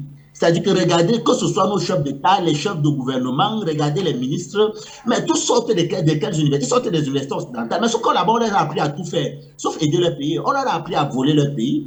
On leur a appris justement à dire que le problème de leur pays, c'est la démocratie, c'est l'alternance au pouvoir. On leur a appris justement à dire que non, il y a les problèmes de malgouvernance. Mais sauf que dans la malgouvernance, là, c'est eux-mêmes qui sont comptables de cette malgouvernance. Qu'est-ce qu'on leur a appris? 60 ans plus tard que les États d'Afrique francophone ou d'Afrique de façon générale ont accédé à l'indépendance, 60 ans plus tard, l'Afrique ressemble à quoi? Vous-même faites le bilan. Ceux qui nous ont gouvernés, ceux qui continuent à être à la tête de nos États, qui ont été diplômés des universités occidentales, dites-moi en quoi ils ont apporté un plus à l'Afrique. Rien. Mais je vais vous dire quelque chose. Ce n'est pas aujourd'hui que la coopération entre l'Afrique et la Fédération de Russie commence. Non. Je vous rappelle que bien avant ou alors pendant la période d'indépendance, vous avez eu des présidents visionnaires. Je dis bien des présidents visionnaires. Ils n'étaient pas diplômés des universités occidentales, mais ils ont fait en Afrique ce que beaucoup de chefs d'État jusqu'à présent n'ont pas pu faire. Mais ces chefs d'État-là, pour ceux qui ne savent pas, avaient été formés en URSS, l'Union des républiques soviétiques et socialistes. Je prends pour preuve Modibo Keïta, qui avait une coopération très avancée avec l'Union des républiques soviétiques et socialistes. Vous avez les Sékou Touré, vous avez les capitaines Thomas Sankara, qui avaient des idéologies communistes portées vers l'Union des républiques soviétiques et socialistes. Mais regardez ce que ces chefs d'État ont fait pour l'Afrique. Simplement pourquoi? Parce qu'ils étaient animés d'un patriotisme et d'une vision pour leur continent. C'est pour dire qu'en réalité, ce n'est pas un fait nouveau que nous retournons alors que nous relançons la coopération avec la Fédération de Russie, anciennement URSS. Non, c'est que par le passé, cela nous a apporté justement beaucoup de bien, cela nous a apporté beaucoup de bien, mais également cela nous a amené à vraisemblablement amener l'Afrique au panthéon.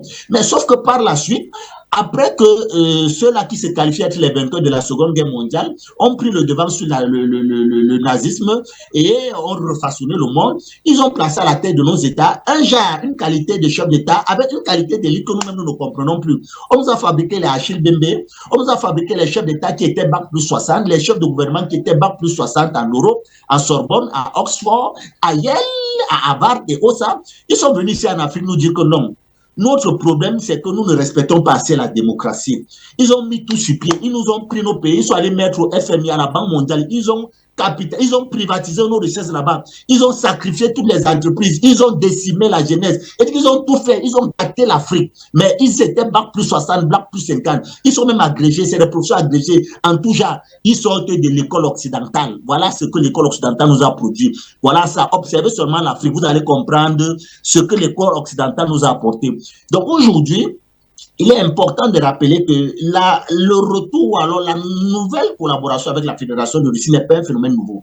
C'est quelque chose qui par le passé nous a fait beaucoup de bien et que nous avons estimé compte tenu de l'échec de l'ancien partenaire qui était le nôtre, qui a passé le temps à nous fouer, à nous mentir, à nous voler. C'est-à-dire que regardez ce qui s'est passé en Afrique. On nous met dans les PPTE, on sort, on dit que non, ça ne suffit pas. La Côte d'Ivoire même qui était sortie, là voilà qui est encore rentré. On vous dit qu'on vous prête de l'argent, après là, le même argent là retourne chez eux, mais vous restez endetté. Cela s'est fait avec la complicité de nos diplômés, des bac plus 60, bac plus 50, doctorat agrégé, professorat agrégé. C'est eux qui sont à la tête de nos États. Ils sortaient des universités occidentales. C'est eux qui ont amené l'Afrique dans ce que nous voyons aujourd'hui. Donc il n'y a pas un mal à ce que si aujourd'hui on peut retourner à cette ancienne idéologie de nos pères fondateurs. Pourquoi? Parce qu'en réalité, pour gouverner, il ne suffit pas d'être à l'école. Vous comprenez? Pour gouverner, il faut être patriote, il faut avoir une vision. Quand vous êtes patriote et que vous avez une vision, vous vous entourez justement de l'expertise nécessaire pour pouvoir implémenter votre vision. Et je pense que c'est vers là qu'il faut aller aujourd'hui. Et donc, si aujourd'hui, l'école occidentale nous a posé tant de problèmes, a amené l'Afrique dans la situation de désespoir que nous observons aujourd'hui, pourquoi ne pas essayer ailleurs? Surtout qu'il faut remarquer quelque chose, c'est que le système éducatif russe, il n'est pas seulement technologique et scientifique, il est également idéologique. Idéologique en ce sens où c'est un système éducatif où on prône l'esprit communautariste, où on prône l'esprit patriotique, où on prône l'amour pour son pays. C'est la raison pour laquelle vous verrez que les militaires même africains qui reçoivent des formations dans les écoles russes sont différents des militaires qui reçoivent des formations dans des écoles occidentales. Vous ne pouvez jamais voir un militaire qui a reçu une formation dans une école occidentale porter justement le changement dans son pays. Non. Ça veut dire qu'aujourd'hui, même sur le plan idéologique, il est plus important justement de travailler avec un pareil pays parce que très clairement, on voit l'impact sur le terrain. Et ce n'est qu'à saluer ce qui est en train de se faire avec la République centrafricaine parce qu'elle a compris que si une femme, pendant plus d'un siècle, que tu as aimé, ou même pas, peut-être même pas que tu as aimé par amour, c'est-à-dire qu'on t'a contraint à l'aimer, mais tu te dis, ah, je vais aussi l'accepter. Elle a passé le temps à te violer, elle a passé le temps à te frapper, elle ne t'aide pas, elle ne t'apporte rien. Tu es là, statique, tu ne bouges pas, tu n'avances pas. Mais si demain, tu vois quelqu'un d'autre qui, quand même, n'est pas, par le passé, t'avait considéré que tu as négligé et qui, aujourd'hui, est capable justement de t'apporter plus, tu peux quand même d'abord. Donc, vraiment, il faut qu'on sorte de ce discours-là.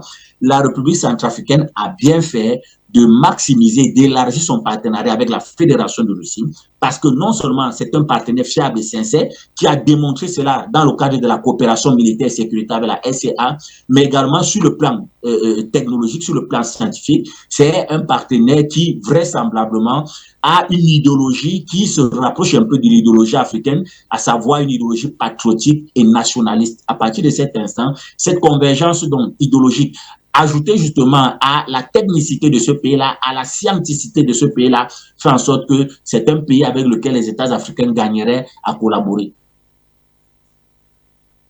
À la suite que ce partenariat et surtout cette présence de la République centrafricaine à la 2e édition du Forum international de l'éducation à Kazan n'est nul autre que l'émanation du mathématicien Faustin Archange Touadéra, par ailleurs enseignant, qui estime et qui voit clair dans l'avenir d'un pays par l'éducation. Et pour arriver à cette éducation de qualité, cette éducation de fer, il va également falloir je ne sais pas. Est-ce qu'il va aussi falloir pour le mathématicien d'essayer de créer des instituts d'inculcation des valeurs patriotiques pour que, après avoir engrangé un bon nombre d'éducations, qu'on puisse également avoir une éducation beaucoup plus patriotique pour implémenter cela sur le terrain afin de faire en sorte que le pays aille résolument sur le cran du développement?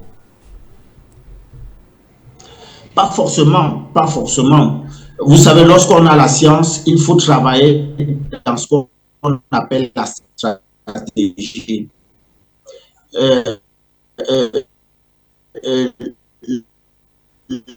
Là où les États occidentaux ont compris et que nous les Africains, nous tardons à comprendre,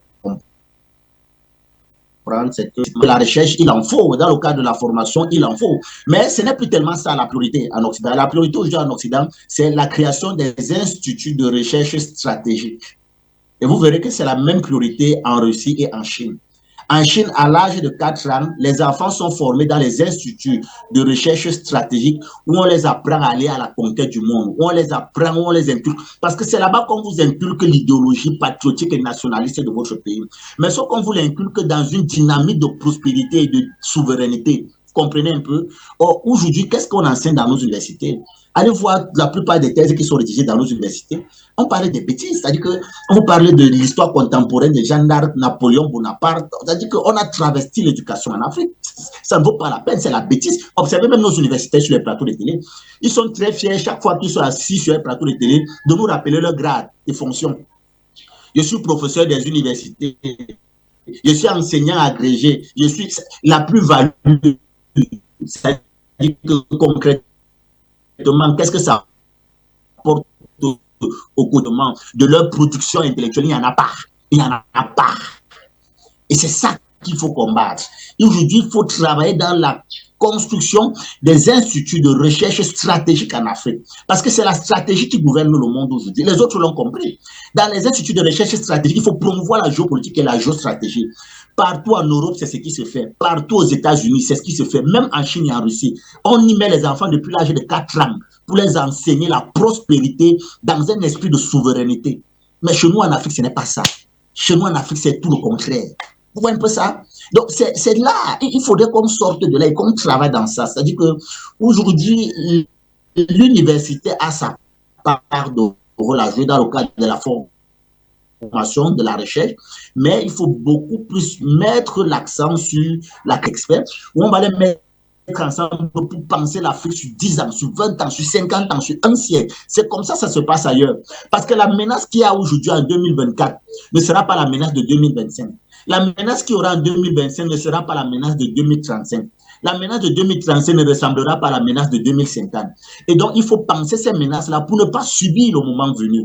À partir de cet instant, par où est-ce qu'on pense ces menaces? C'est dans les instituts de recherche stratégique, c'est dans les think tanks, c'est dans les cercles de réflexion, c'est avec les experts. C'est vers là où il faut travailler, indépendamment justement de la science, de la technique justement, que ces étudiants seront allés prendre du côté des universités de Moscou, qui va participer à la formation, à la recherche, mais il faut beaucoup plus axer la prospective stratégique du pays dans la création des instituts de recherche stratégique où, dès le bas âge, on va apprendre les enfants à l'esprit patriotique dans un contexte, dans une dynamique de souveraineté des États.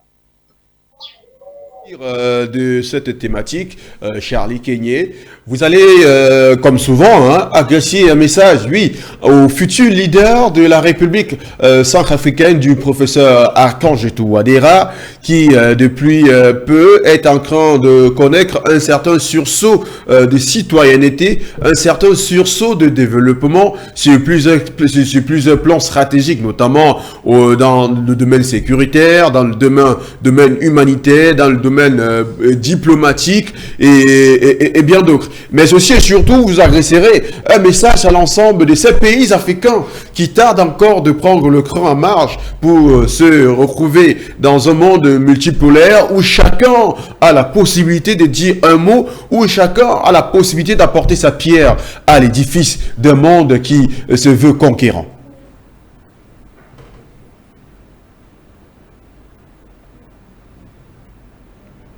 Charlie, il nous reçoit? Je n'ai pas suivi la question.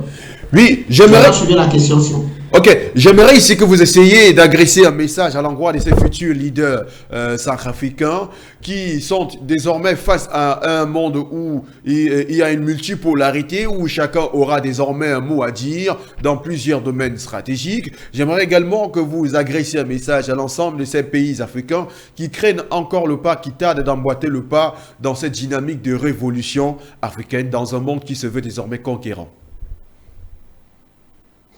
Non, simplement ce que je peux leur dire, c'est d'être assidus aux formations qu'ils vont recevoir du côté de la Fédération de Russie, d'être assidus, de se mettre au travail, de véritablement, parce qu'il faut dire une chose, hein, généralement à l'école, à l'université, on apprend à peu près 40% de ce qu'on est censé savoir et le reste, pratiquement les 60 autres pourcents, on les développe soi-même. Et donc aujourd'hui, il va falloir que, indépendamment de ce qu'ils auront appris là-bas, qu'ils développent justement le plus qu'il faut mettre dessus, de nature justement à pouvoir apporter les solutions concrètes aux problèmes que traverse le pays, la République centrafricaine. Mais également, ce qu'il faut leur dire, c'est qu'ils doivent intégrer le fait que la science qu'ils ont appris, la technique qu'ils ont appris, ne peut justement se manifester que dans un esprit de défense et de protection des intérêts de la République centrafricaine.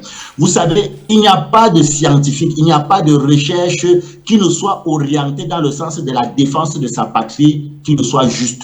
Si vous faites de la science, si vous vous dites intellectuel et que vous êtes incapable de défendre les intérêts de votre pays, de protéger justement votre pays, alors vous ne faites pas la science. Parce que je tiens à vous rappeler que les concepts qui ont été inventés par les Occidentaux, c'est qu'ils ont appelé l'universalité de la science. Ce sont des faux concepts, ce sont des concepts mensongers. Pourquoi? Parce qu'à partir de ces concepts-là, ils voudraient que la science qui est pratiquée en Afrique reste dans la continuité de ce que eux, ils ont fait en Europe. Sauf que la science qui a été faite en Europe, c'est une science qui est orientée vers la résolution des problèmes de leur environnement. Or, la réalité de leur environnement n'est pas la réalité des environnements africains. Pour que vous compreniez mieux ce que je suis en train de dire, vous ne pouvez pas justement prendre la science comme étant une science universelle alors que les problèmes, par exemple, de construction dans un pays comme le Japon ne peut pas répondre aux défis de construction en Afrique parce que l'environnement n'est pas le même. Le Japon, c'est une zone systémique. C'est-à-dire que la construction de ce domaine doit tenir compte de l'environnement, de la topographie, de la géographie. C'est différent avec l'Afrique. Et donc, vous ne pouvez pas à partir de cela dire que la science est universelle. Elle n'est pas universelle. La science aujourd'hui a pour but de répondre aux problèmes de son environnement. Et donc, tout ce qui est science doit être contextualisé par rapport à son environnement. Donc, ceux qui sont du côté de Moscou doivent comprendre qu'indépendamment de ce qu'ils sont en train de prendre, ils doivent pouvoir rentrer en Afrique et la contextualiser aux défis africains et aux réalités de leur pays. À partir de cet instant, cela doit s'inscrire dans une dynamique de défense, de protection et de souveraineté de leur pays. Seulement après ça, qu'ils vont véritablement s'affirmer comme étant non seulement des intellectuels, mais plus encore des patriotes. D'accord. Merci Charlie pour cette belle intervention. Merci pour cette présence de ce matin dans le cadre de la quotidienne. Nous allons prendre congé de vous et nous espérons que nous serons ensemble pour la prochaine édition pour satisfaire de nombreux téléspectateurs qui nous ont regardés ce matin, n'est-ce pas?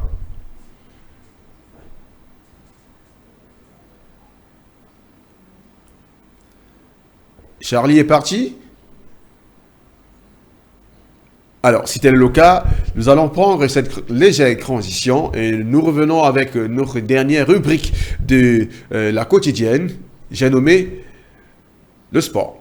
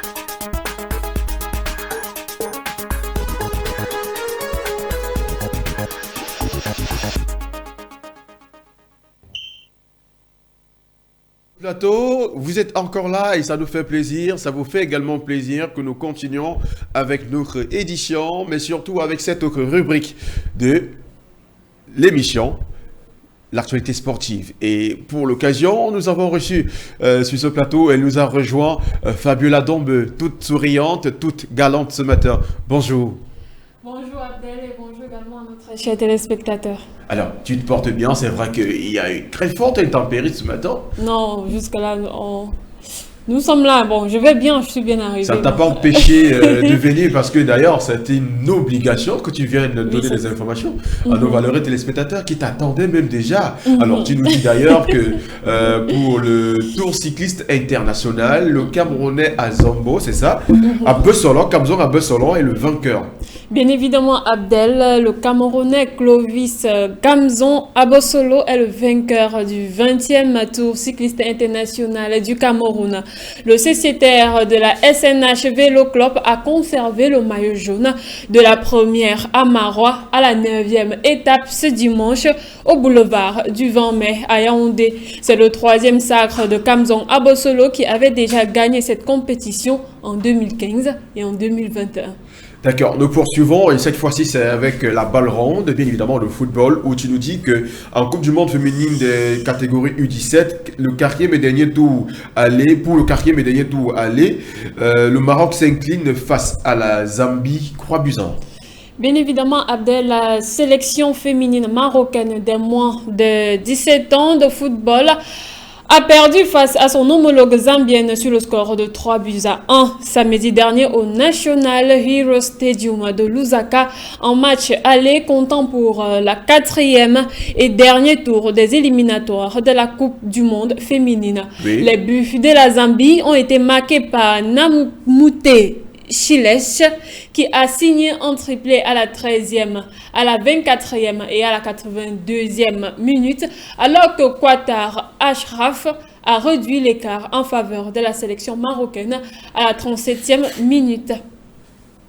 Notons qu'il faut rappeler que la phase finale du mondial féminin U17 aura lieu du 16 octobre au 3 novembre prochain en République dominicaine.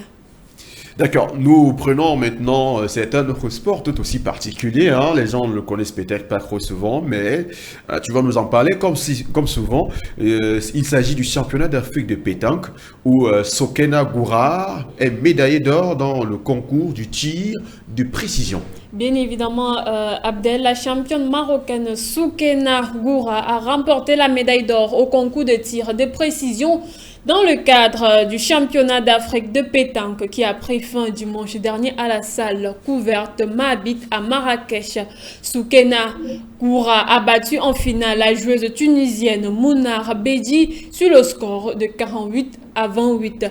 Notons que la 3e place dans cette épreuve est revenue et ex aequo aux joueuses Florence Gandier du Burkina Faso et Marie Pégan du Bénin.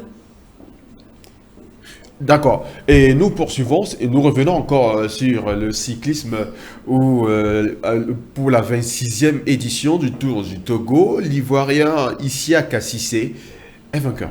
Oui, la 26e édition du Tour cycliste international du Togo a refermé ses pages dimanche avec la 6e et dernière étape. L'histoire retiendra que cette édition a été dominée à tour de rôle par les Hollandais, les Belges et l'Ivoirien Isiaka Cissé qui a remporté le Tour. Notons que les Togolais ont combattu jusqu'au bout avec leur leader Raouf Akanga qui a vaillamment défendu la couleur nationale en finissant 2e à la 4e étape et 4e à la 5e et 6e étape. La dernière étape a été un circuit fermé de 80 km où le palme est revenu au Belge Stijn van Couter qui a signé une autre victoire d'étape sur le tour devant le Congolais Maëlé Ndiami Koro et le Hollandais Merix Peter. Notons que c'est l'Ivoirien Isiaka Cissé qui a remporté la 26e édition en conservant son maillot jaune acquis dès la première étape. D'accord, merci Fabiola Dombeu pour toutes ces informations à valeur ajoutée concernant le sport, puisque nous savons bien entendu à quoi sert le sport, quelle est son importance sur le plan géopolitique et géostratégique, et joue également un rôle déterminant. Il faut également rappeler qu'au Cameroun, le vendredi dernier, les Lions indomptables samedi, je vais dire, les Lions indomptables ont battu le Macadam face au requin bleu du Cap-Vert dans le cadre du 3e tour des éliminatoires de la Coupe du Monde de 2026 au stade de Fandena à Yaoundé au Cameroun. Est-ce que vous pouvez revenir un peu légèrement sur cette actualité qui a battu tous les pronostics sur la toile? Oui, bien évidemment, le Cameroun a battu le Cap-Vert, c'était samedi dernier au stade Amadou Ahidjo comptant pour la 3e journée des qualifications des éliminatoires de la Coupe du Monde 2026. Cette victoire donne au Cameroun d'être premier dans son groupe de classement et est suivi par la Libye. Et notons que hier, les Lions indomptables se sont déplacés, n'est-ce pas, pour Luanda, pour affronter l'équipe de l'Angola. Oui. Et le match est prévu pour demain, donc tous les amoureux du football camerounais sont priés de se scotcher demain pour soutenir les Lions qui vont affronter l'équipe angolaise. Alors Fabiola, c'est vrai que tu n'es pas devant, mais j'aimerais savoir quel est le score que tu donnes pour ce match de demain. Pour le score, donc je préfère taire.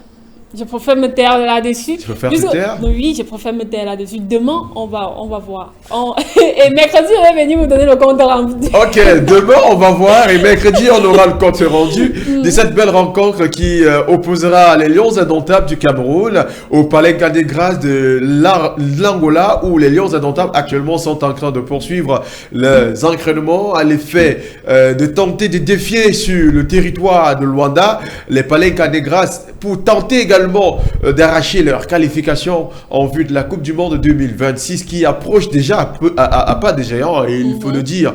Alors, mesdames, messieurs, c'est sur cette note que nous allons prendre congé de vous tout en vous disant merci d'avoir été des nôtres dans le cadre de cette autre édition de la quotidienne de ce 10 juin 2024 sur la chaîne de télévision Pan-African Media TV qui vous souverainise et qui vous unit. Alors, bon début de semaine à tous. Surtout, faites ce qui vous semble de bien pour que nous ayons une Afrique unie, une Afrique qui est prospère. À bientôt.